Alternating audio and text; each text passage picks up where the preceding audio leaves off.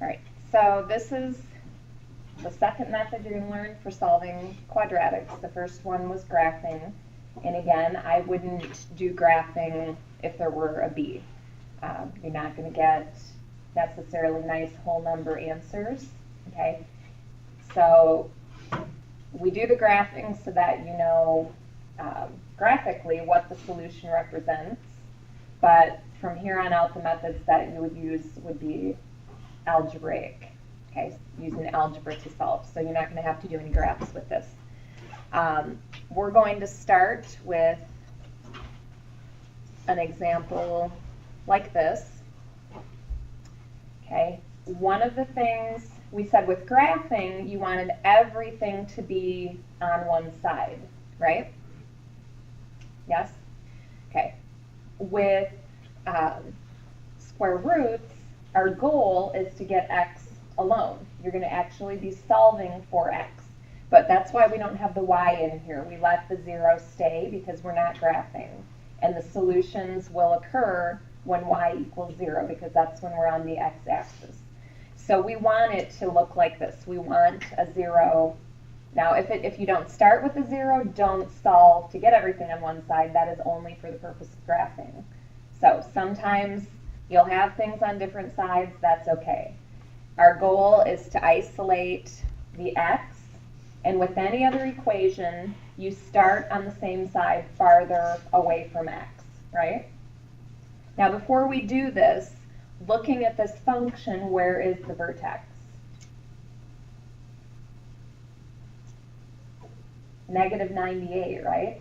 0, negative 98 is where the vertex is. It is down 98 places, and will this graph open up or down? It's a positive coefficient, so it is going to open up. So should there be a solution? There should be 2, right? So just by looking at that function, we know that there are 2 solutions. So before you say you're done, you need to be able to represent both of those solutions. Okay? So our goal here, like I said, is to isolate the variable. You want to get it alone. So with any other equation, if I want to get the variable alone, I start with whatever is added or subtracted, and I'm going to get rid of that. So I'm going to add 98 to both sides. So I get 2x squared equals 98. Okay, still trying to get x squared or x by itself. You worry about the squared last, but how do I get x squared alone? I divide by 2. So the steps you've learned for solving equations, this should be familiar. So we have x squared equals 49, but we don't want x squared, we want x. So to undo that exponent, that squared, you have to do a square root. And whatever you do to one side, you do to the other. So when you have x squared equals anything, at that point, and only at that point, not at the step before, at this point, you're going to take the square root of each side. Okay, so you can do it up here. I'm going to do an extra step just so if you go back to your example, you can see where we were at each place. So I'm taking the square roots of both sides, and the square root undoes the square. They cancel each other out, so the square root of a perfect square is just x. And on the other side, it's going to be 7, okay? But we're back up to the problem, where are my 2 solutions? I'm supposed to have 2, okay? Think back to the ones that we graphed. If the vertex is at negative 98, that's right on the y-axis, right? And it's going to open upwards. So our parabola is hitting the x-axis at 7 but there's a mirror image on the other side, right? So my two solutions should be 7 and -7. As long as my vertex is on the y-axis, those two numbers should be the same, but opposites of each other. If there were a b involved, those are not necessarily going to be the same because it might hit the axis totally at two different numbers. Yes? So like in our homework, what if they didn't have the 2 in front of x squared, then would we just go right to the Square root after we divided Yep. it up? So if the 2 weren't here and I got down to this point and I got x squared is 98, then I would take the square roots of 98. And you can use your calculator for that. It's not always going to be a perfect square. Don't panic if you get a decimal. What you do want to check is make sure you didn't take the square root up here, because then your coefficient, you'd have to take the square root of that also. So you want to divide that out first and then do square roots. Okay? So let's look at another example. So it's going to be kind of like the one you just mentioned. Okay? I have t squared minus 25 equals 0. Is this going to have a solution? The vertex is down and it opens up. So it should. What's the first step?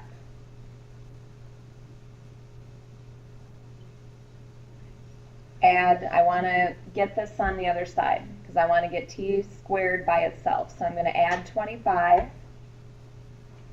So I have t squared equals 25. Now I take the square roots. So t equals 5. But remember, there are two solutions. So what's my other one? Okay, so those are my two solutions.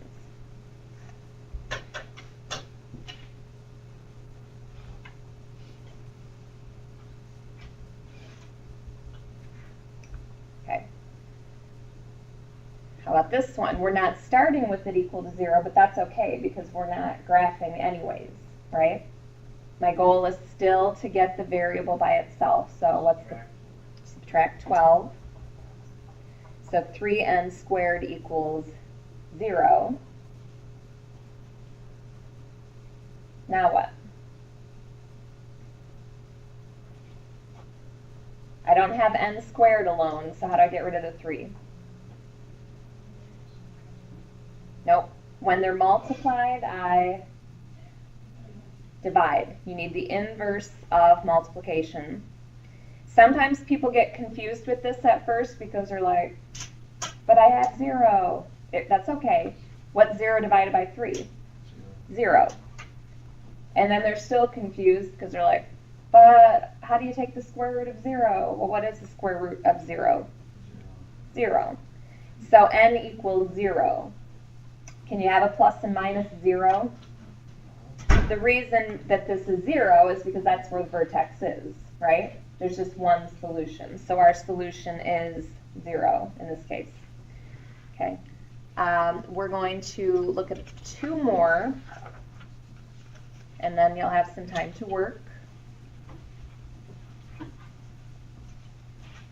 All right. Now, we're going to do 2 things with this. We will solve this. We're going to do the algebra, but when you look at this, is this going to have a solution? The vertex is above, it opens up, there is going to be no solution, okay? So if you notice that, you can put that right away, okay? However, I'm going to solve it so if you don't notice it at the beginning and you get to this point, and you need to know this for future reference because sometimes you'll solve all other equations and end up with the same situation, you need to know when to stop, okay? We still start the same way. So we have, we're going to subtract 32. So we have 2g squared equals negative 32. Divide by 2. So g squared equals negative 16.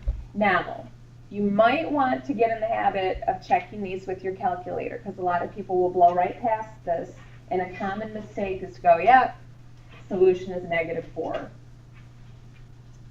No, there's no solution, okay? Here's why. The square root of a number, okay, when I take those square roots, if you put the square root of -16 into your calculator, what happens? You get an error. Does anyone know why that is?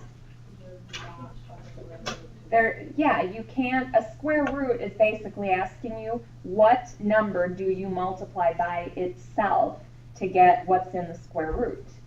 You can't multiply two numbers that are the same and get a negative, right? Because if you multiply two negatives, you're going to get a positive. If you multiply two positives, you're going to get a positive. So there is no real solution to this. Later on in algebra, you're going to talk about imaginary numbers. I know that sounds weird, but there is an imaginary solution to this, but we're not going to discuss that at this point. So as soon as you try and take the square root of a negative number, you're going to stop. And I've had some people even enter that in their calculator and they get an error, and they don't stop there. They just still go, oh, g is 4 or -4. No. If you look at the function and you know where it is and you know there's no solution, don't just blow past this and put a number anyways. That would not be correct. So that would be our answer? Yes. So if you notice it up here, you don't have to do all of this. If you don't, and you get to this point, you're like, okay, I have to take the square root of -16. And the problem here, though, is sometimes people don't put it into their calculator and they go, oh, I know the square root of 16, that's 4, so this must be -4. So if you have g squared equal to a negative number, you need to stop. There is no solution, okay?